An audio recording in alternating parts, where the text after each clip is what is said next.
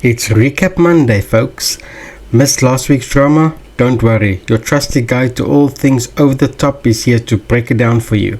Grab your popcorn because things got messy, dramatic, and just the right amount of ridiculous. Let's dive in.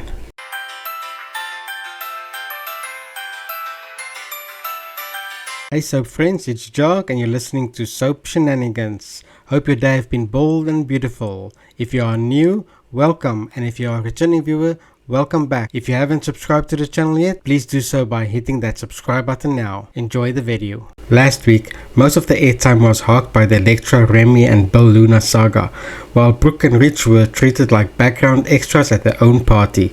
But hey, let's tackle the Electra Remy mess first and get it over with. Kind of like ripping off a really awkward band-aid. This week kick off right where we left the drama hanging last Friday. Electra in Remy's apartment, staring in horror at her own pictures plastered in his bathroom like some creepy art exhibit.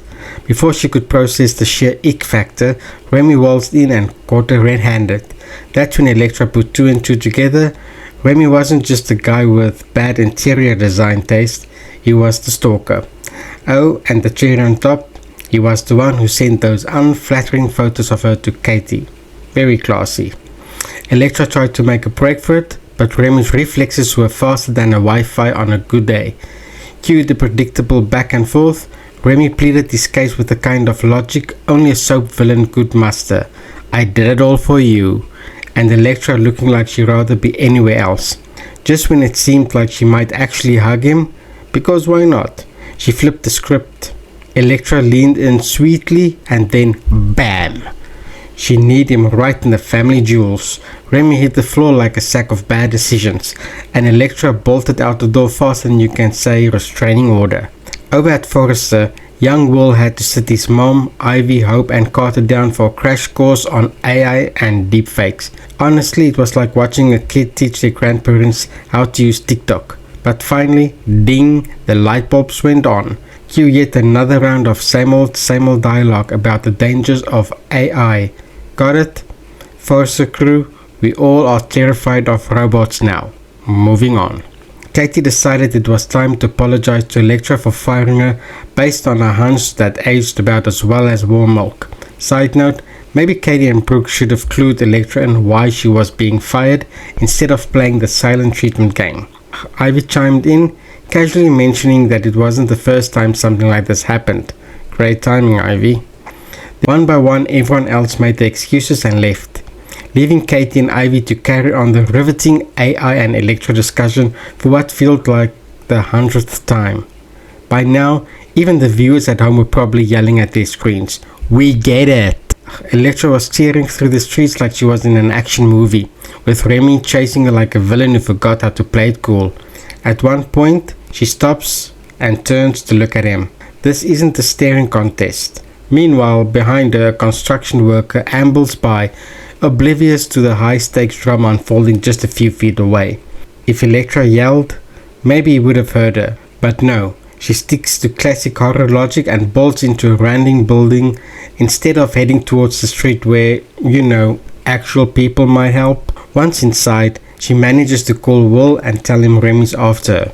Will, channeling his inner action hero, jumps on a motorcycle like he's auditioning for the next Fast and Furious movie and speed off to save the day. Electra, still in full horror movie mode, runs all the way to the roof because nothing says safe haven like a dead end several stories above ground. Of course, Remy catches up with her and they have a dramatic rooftop tussle. Just when things look grim, Will arrives. He and Remy face off in a showdown so tense you could cut it with a butter knife. For a moment it seems like Remy might take a swan dive off the roof, but instead Will give him a solid shove that sends him sprawling, just not far enough to end things.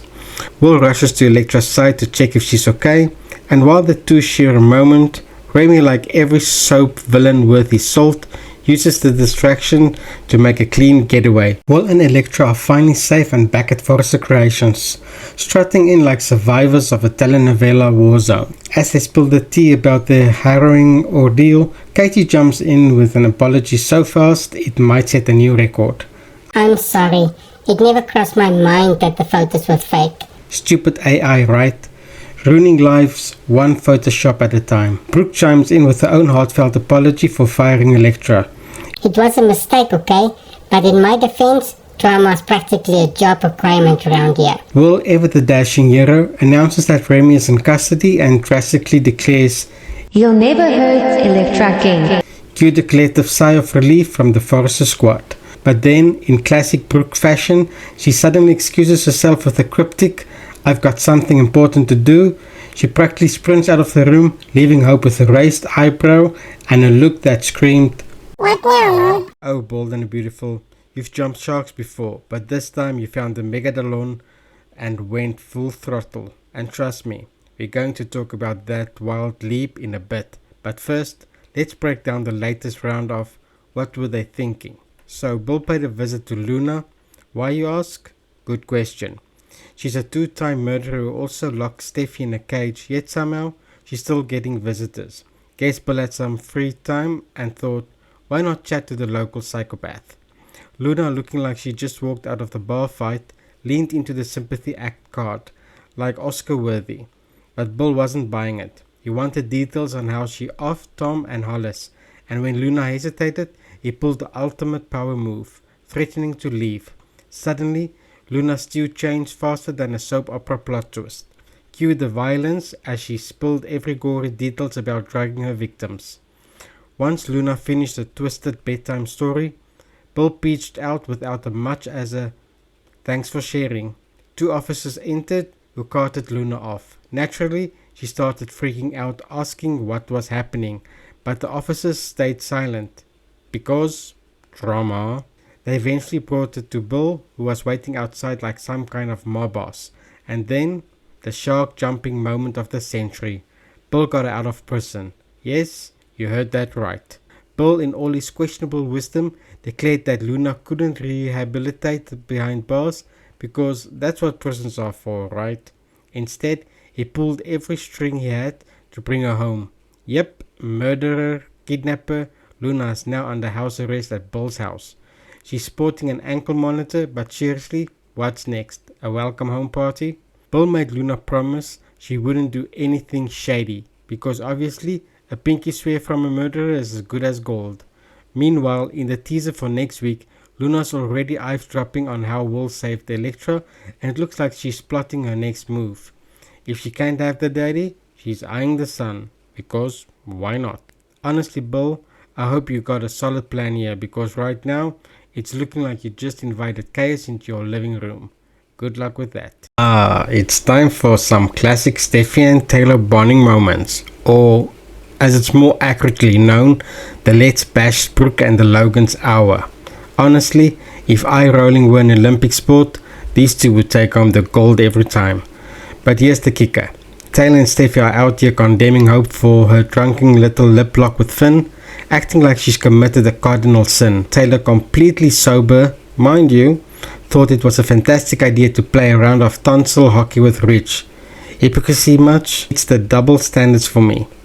Apparently, in their world, a Logan mistake is a crime against humanity, but a Forrester folks pass.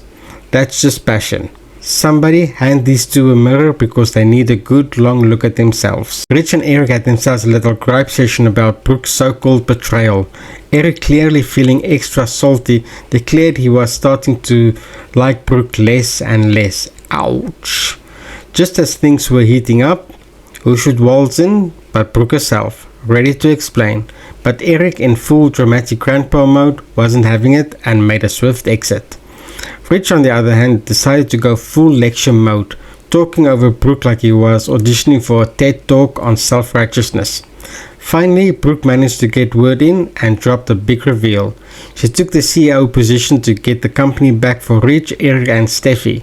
Not only that, but she's planning to sweet talk Carter into changing the LLC papers to make Rich the head honcho. She begged Rich not to run back to Taylor. And while she was pouring her heart out, all I could think was, Poor Taylor. on second thought, scratch that. No sympathy here. Taylor knows she's always Rich's backup plan, yet she keeps signing up for the heartbreak like it's a rewards program. Looks like it's only a matter of time before that broken heart syndrome makes another dramatic comeback. Stay tuned.